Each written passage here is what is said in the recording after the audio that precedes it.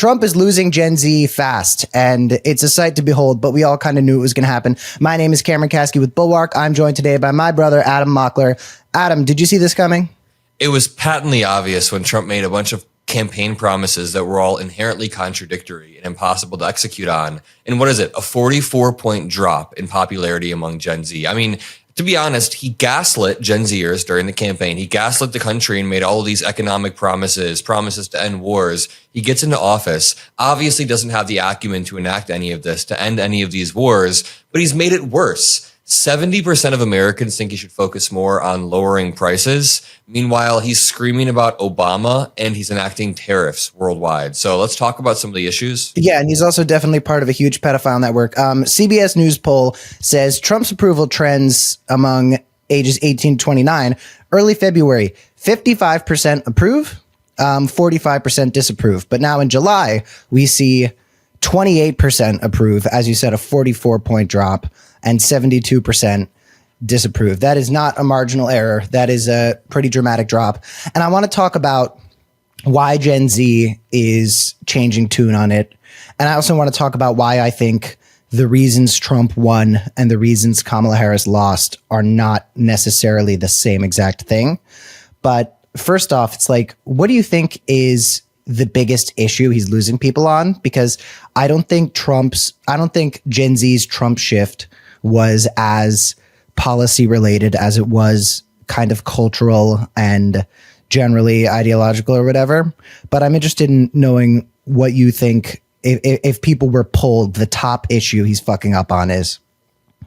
In order to answer that question, why he's being increasingly unpopular, we have to go back and answer the original question that you were going to pose, which is, why was he popular in the first place? Why was he even above water by a few percentage points? That is because Gen Zers, a lot of people in the country, want a change agent, want someone that can push against the status quo. I think Kamala ran a pretty solid campaign. I covered it. I was, talking about her every single day and how I enjoyed her policies. But she didn't run as a change agent. There was even a moment where she said she wasn't going to be significantly different than Biden, and that went viral. Meanwhile, Donald Trump obviously lied every single day. He said he was going to shake up the system. He was going to release the files and end the wars, and he was going to do tariffs, which nobody else has done in 100 years. So he was going to shake everything up. So Gen Zers thought, there is a change agent who is in the spaces that I watch. I mean, they watch like Joe Rogan. We watch like Theo Vaughn or whatever. And then when you begin to watch that, Trump is on there, not really using his radical rhetoric, but kind of just toning it down a bit. So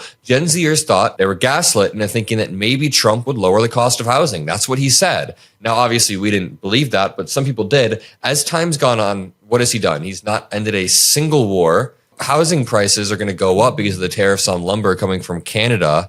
You can look at no new wars, which he struck Iran. He said he was going to release the files. He's only created a deeper swamp that can now cover up the files. So, and he also doesn't even understand his own war policy, because he said he was going to end Russia-Ukraine in one day. Obviously, that didn't happen. He was scrambling a lot on the matter, doing his "we'll figure out in 2 weeks" thing, 2 weeks after 2 weeks after 2 weeks. And now you see he's taking this shift towards maybe supporting Ukraine a little bit more and saying that Putin is kind of like a lying snake and a fake friend and everything like that. And it's just so surprising to me, because I knew that Trump wasn't going to end Russia-Ukraine. But if and when that was the case, I thought that he was just going to take this aggressively Putin stance. But now he's like, wait a second, I got hoodwinked. And I think this might be one of the most prime examples of Trump not being able to hide, realizing that he got screwed over in front of everybody. Like, this is one of Trump's most transparent, I got duped moments. But it's interesting that you say all that about the change agents and stuff. It kind of brings to mind the Zoran Cuomo race, where you see Zoran obliterate Cuomo, and you look at just the basic idea of the campaign, and you've got one potential mayor saying, I want to change things in this city. And then you've got Andrew Cuomo running on the idea that everything is actually working and I'm just going to keep it that way. There was no real sense of what he was going to do to change anything. But now I'm wondering, if Trump is losing Gen Z, how can he win them back? How can Trump win Gen Z back? I honestly think what Gen Z wants is so antithetical to what Trump wants, and it's just impossible. So part of the reason why Gen Z was able to be swayed over is because during some of our most formative years, sometimes people weren't paying attention. So people who just turned 18 in the 2024 election, they were 10 when Trump was first elected. So during those formative years, they were probably in middle school, high school, as we were. I was paying attention. I'm sure you were because we're politically inclined, but a lot of Gen Zers were just kind of entering politics, voting for the first time, and thought maybe Trump would be this change agent. But now we're seeing him in action, and he's so antithetical to what we want because we want a better future for ourselves. He wants to conserve things. He wants a regressive policy that only helps him and his billionaire friends. Like when I was debating Kevin O'Leary, the billionaire on Shark Tank, he kept talking about, I was debating him on CNN. He's from Shark Tank. Can you imagine if you went on Shark Tank to just in front of all the sharks go at it with Kevin O'Leary? Maybe he'll invite you over. Debating them. Yeah. That was a great clip, by the way. It seemed like you were fucking vibing up there. Like you seemed like you were having a great time.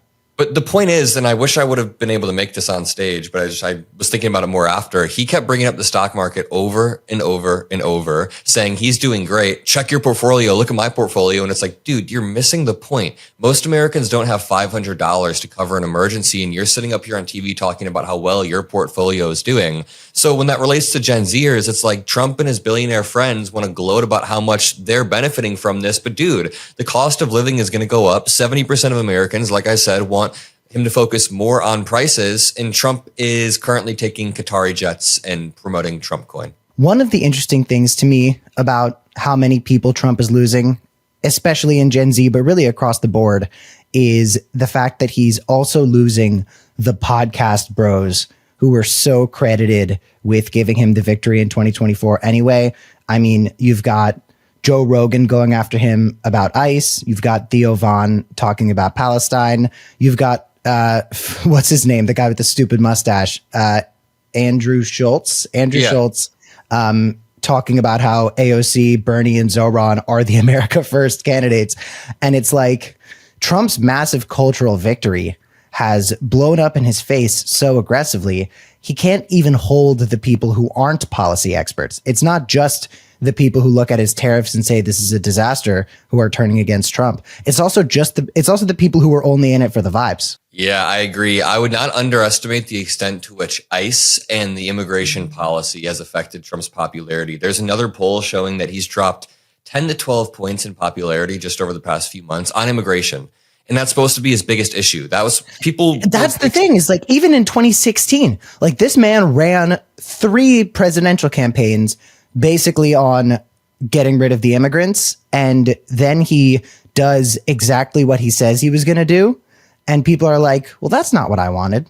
There's a difference between what people think they want and what they actually want a lot of the times. You see this with like universal health care. There's a lot of polling where like 90% of Americans want some form of universal. It's like 80 to 90%, some outrageous number. But then when you get into it and you're like, this necessitates actually doing this and that, people's views on it change a little bit. That doesn't mean we shouldn't try, but there's a difference between what people say they want and what they vote for versus what they're actually willing to give up. So now that they're actually seeing the on the ground consequences of ICE hitting this quota of 3,000 deportations a day, 3,000 detainments a day that will lead to deportations, they're not happy with it because to hit 3,000, you're not just going to hit criminals. There's not 3,000 criminals to detain a day. You're going to start to hit the farm workers. You're going to start to hit the 82-year-old grandpas. That's a real story, by the way. An 82-year-old grandpa got effing deported. His family was like, what the hell?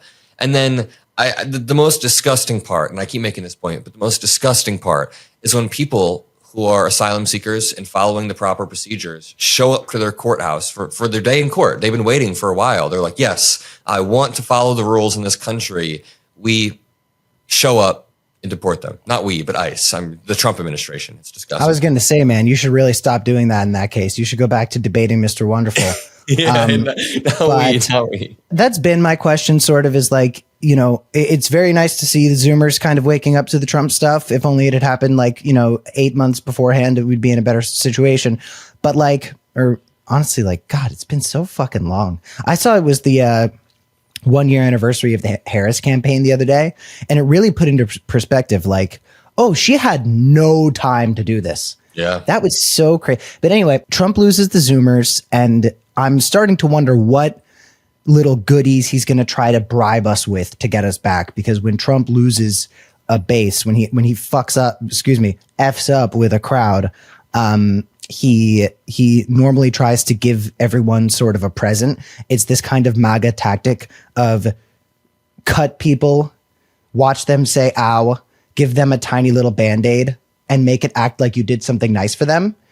So like maybe he's going to do something like what Kamala Harris pledged to do, $15,000-$20,000 for people trying to buy a starter home. Maybe he's going to try to make some sort of present for Gen Z. It was attached to the big ugly bill, the no tax on tips thing. That was supposed to be sort of like a generous gift to people. Do you think he's going to try to sweeten the deal for us a little bit and say, hey, Zoomers, here's a present from Donald Trump so you can remember how much I love you? No, I don't think he cares. I honestly think he's already using a meat shield, and it's Obama. He's literally trying to put Obama in front of him by saying like, oh, Obama's a treasonous traitor, but it's really uniquely weak. Like if you're in the bottom 10 percentile of IQ in the country, maybe you'll believe it. Maybe you'll be like, Obama, treasonous. Like a decade and a half later, I'm glad Trump found that out right when the Epstein files were beginning to gain steam. But for the rest of the country, like the other 90% will be like, wait a minute, why is Trump screaming about Obama in the Oval Office when Obama was quite a good president, who's obviously flawed in some ways, but he was quite a good president, a great guy, very charismatic. I just don't know I don't know how this Epstein to Obama distraction is supposed to play out. And you can tell that he's intentionally trying to divert people away. It's like sleight of hand, like a magician. But Gen Z is not going to fall for that. We don't froth at the mouth for Obama conspiracy theories. A lot of my Trump apologist Zoomer friends, not necessarily pro-Trump, but certainly not, making Trump vids on YouTube like us type of guys. Even they're like, this Epstein stuff is pretty crazy, right? Yeah. And I'm just sitting here like, we've known this. Like, I don't know.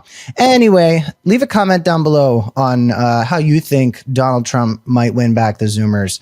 Adam, thanks so much for joining me today. Bless you, sir. Keep up the great work. We'll talk soon. Let's keep ripping it. Thank you, man.